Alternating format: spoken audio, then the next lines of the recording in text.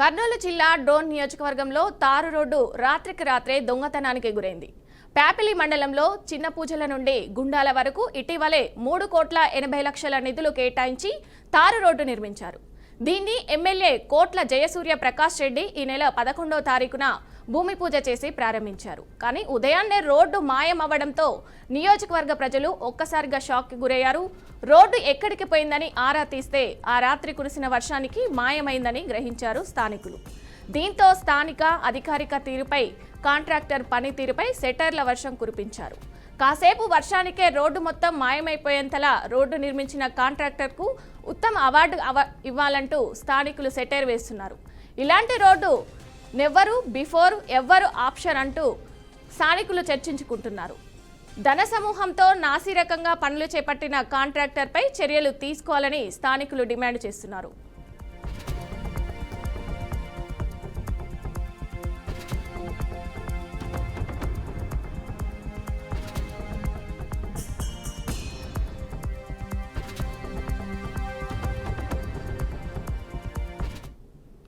ఇదే అంశంపై మరింత సమాచారం మా ప్రతినిధి బస్వరాజ్ అందిస్తారు. బస్వరాజ్, చెప్పండి.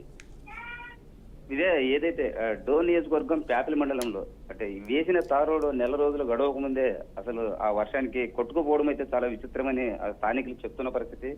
అంటే కాంట్రాక్టర్ ఎంత నాసిరకంగా నిర్మిస్తే ఈ చిన్నపాటి వర్షానికి మొత్తం కొట్టుకుపోతుంది.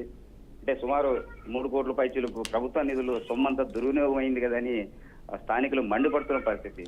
అంటే నాయకులు పర్యవేక్షణ లోపమా లేదా ఉన్నతాధికారులు చూసి చూడంతనమా లేకపోతే అందరూ చేతివాటం ప్రదర్శించి మొత్తం రోడ్డునైతే చాలా నాసిరకంగా నిర్మించారు.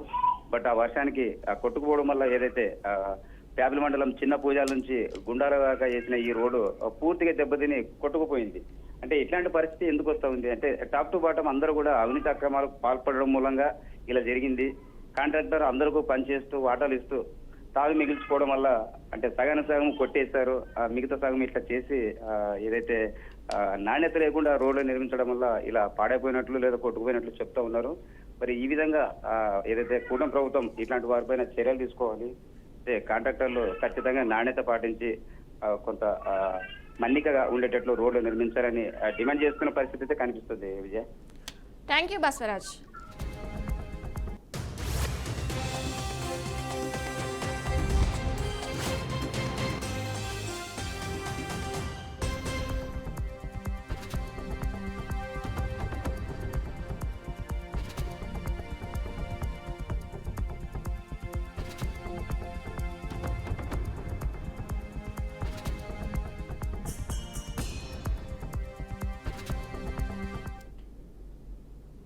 రంగారెడ్డి జిల్లా మోయినాబాద్లో global engineering and technology pharmacy కళాశాల యాజమాన్యం విద్యార్థుల జీవితాలతో చెలగాటమాడుతుంది.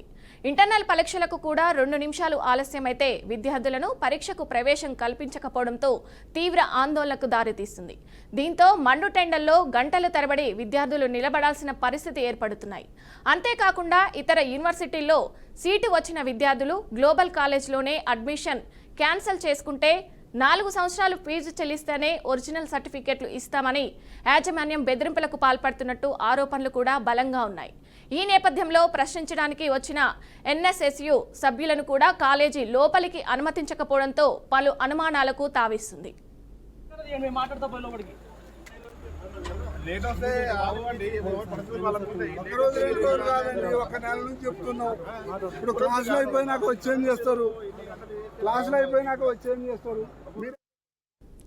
కాలేజీ యాజమాన్యంపై తక్షణమే కేసు నమోదు చేసి చట్టరీత్యా చర్యలు తీసుకోవాలని విద్యార్థులు తల్లిదండ్రులు కోరుతున్నారు. కళాశాల అనుమతులను రద్దు చేయాలని డిమాండ్ చేస్తున్నారు. జేఎన్టీయూ ఆటోనామస్ ఈ కళాశాలకు పూర్తిగా అనుమతులు రద్దు చేసి విద్యార్థులకు న్యాయం చేయాలని వాపోతున్నారు. గతంలో కూడా ఇదే కాలేజీలో అడ్మిషన్ తీసుకొని సెంట్రల్ యూనివర్సిటీలో సీటు వచ్చిన విద్యార్థులకు సర్టిఫికెట్ ఇవ్వాలన్నప్పుడు 4 సంవత్సరాల ఫీజు వసూలు చేసిన ఘటనలు కూడా ఉన్నాయి.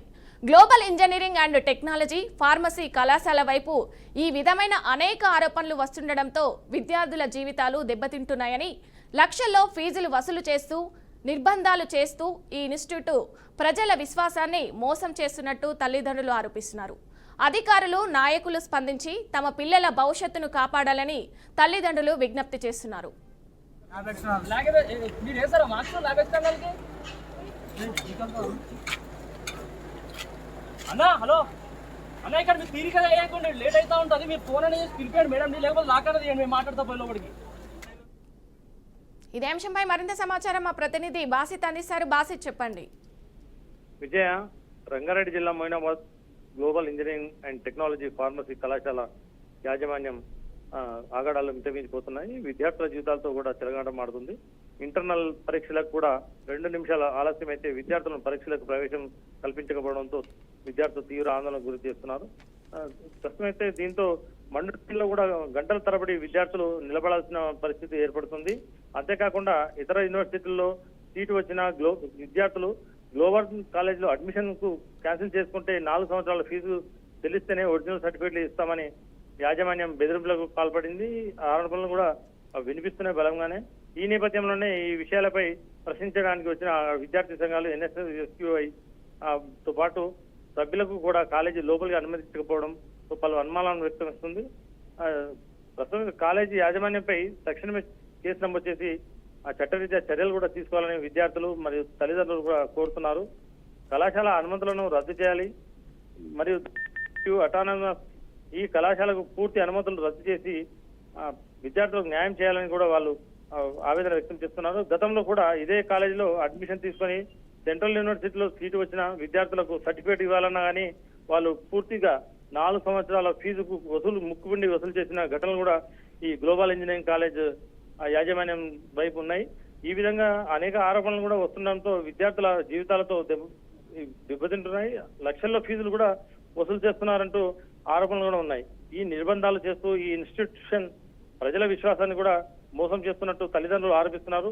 అధికారులు నాయకులు స్పందించి తమ పిల్లల భవిష్యత్తును కాపాడాలని తల్లిదండ్రులు విజ్ఞప్తి చేస్తున్నారు. విజయ, బాసిత్, ఇప్పుడు విద్యాశాఖకు సంబంధించి ఇది కూడా ఒక 4 సంవత్సరాల నుంచి జరుగుతుందని కూడా మనం ఇక్కడ చెప్తున్నాము.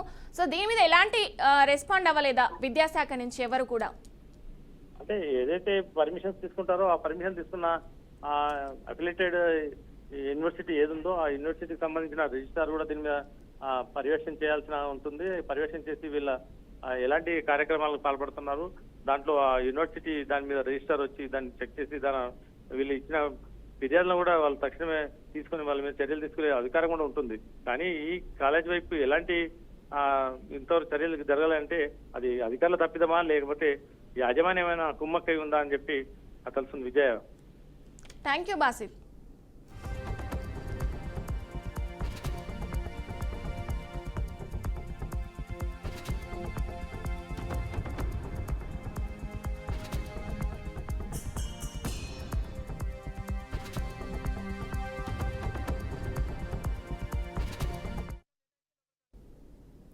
హైదరాబాద్ మలక్పేట్ పోలీస్ స్టేషన్ పరిధిలో ఓ ఘటన కలకలం రేపింది.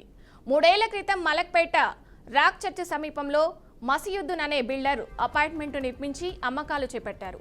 ఇటీవల అతడు అపార్ట్మెంట్ కామన్ ఏరియాలో GHMC నిబంధనలకు వ్యతిరేకంగా అక్రమ నిర్మాణం ప్రారంభించాడు.